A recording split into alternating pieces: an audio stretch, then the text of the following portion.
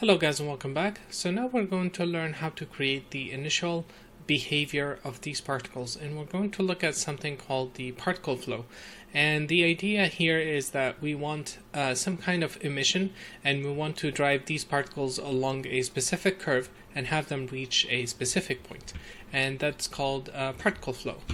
So I'm going to create a geometry, and I'm going to create a circle. Let's move it here, and I'm going to create a curve,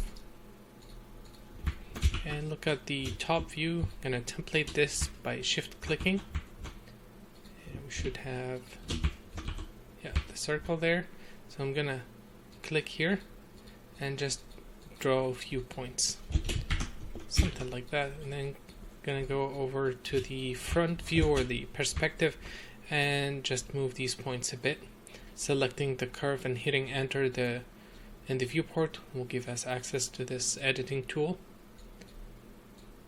And let's change this here. Okay, that looks good. And then I'm going to convert it into a NURBS curve to smooth out these curvatures. So right now they are very linear. So let's convert this into a NURBS using a curve convert tool, and this can convert pretty much from anything into anything, as long as it stays in the same type. If it's a geometry and we're in the same context, you cannot convert a geo into a volume or and vice versa using this node, just the same type. So I want to convert from type all types, I leave that to the default, and I want to convert it into a NURBS curve. And you can see it's smooth now. Cool. And this is our source. So let's scatter some points here, and I'm going to turn off the relaxation feature, and I'm going to animate the global seed so it changes over time. It changes every frame. So let's set this to 600. And previously we created a dot network, and inside of that we made two different couple of nodes. We set up the pop network from scratch. There's a built-in dot network that has the pop setup ready for us to use, and that's called pop network. And it's again, it's a dot network. There's nothing different about it. If we dive inside, it just has these couple of nodes ready for us to use. But there's no pop network by itself. It's just a DOP network, and that is the same node across all contexts, all different solver is the same node. So I'm going to connect the first input, the second input being the curve, and I'm going to dive inside, and let's have some emission. And right now I don't have any velocity on these guys, so I'm going to give them a force pointing in this direction, okay, and that would be the z positive. So let's create an attribute wrangle, and let's set the velocity to equal to that. So set 0, 0, and then 1 in the z axis. If we take a look at this, we should see a vector pointing that way. We can add some randomization to it, so I'm going to create an attribute randomize. Set it to v, and instead of set, this set will override the current value. We'll want to add to the existing value. Okay, let's take a look. Set will completely change it. Add will add to the existing one, and I'm going to leave it at that. Okay, and let's go in. Let's hit play. And right now, we're not the source is not set correctly, so I'm going to change this to all points instead of scatter on the surface, and hit play, and now we have some particles coming. Cool. Let's turn off the preview, and let's add a pop curve force, and this is the node to use to create the curve flow. And here I'm gonna say in the geometry source, and these are using use first, second, third, and fourth. They are referring to this being first, second, third, and fourth. In the Vex code, this is number 0, 1, 2, 3. So they started at 0. And where this is happening is under, it's not happening here. Never mind. So in other nodes, we could specify what the first mean. Let me show you. Pop, fop. So here, for example, in this node, we can specify what the first node is.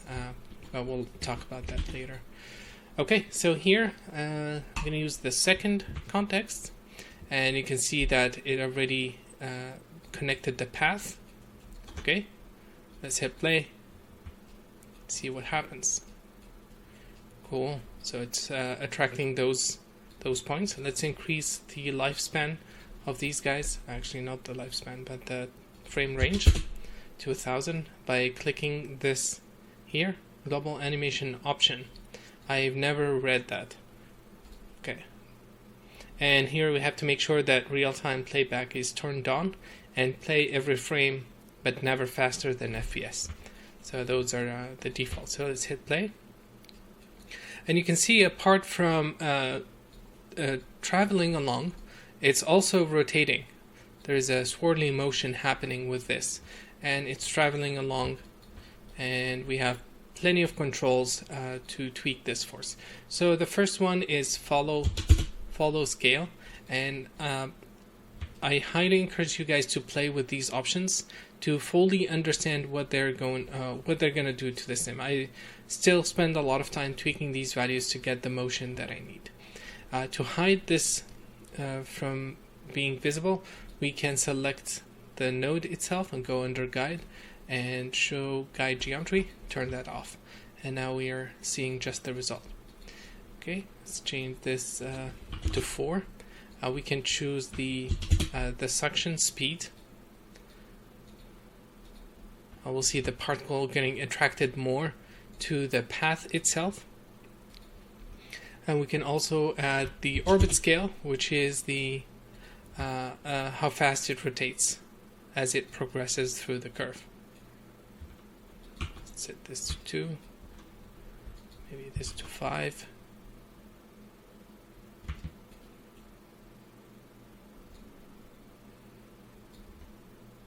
Cool. And we can also use all these curves to drive how much force how the force changes over the curve length. So for example, it can reduce all the forces to 0 halfway through. Let me set this back. So as it's going to reach this section here of the curve, the forces are going to go to 0 and continue. Yeah, you see they're spreading there, so they're not getting affected anymore at this point, and they can continue their moving. So there is a lot of controls for this, and we're going to start setting this up to create the initial movement here, and we're going to use this object to be the emitter. So we'll do that in the next video. Thank you guys for watching, and see you in a bit.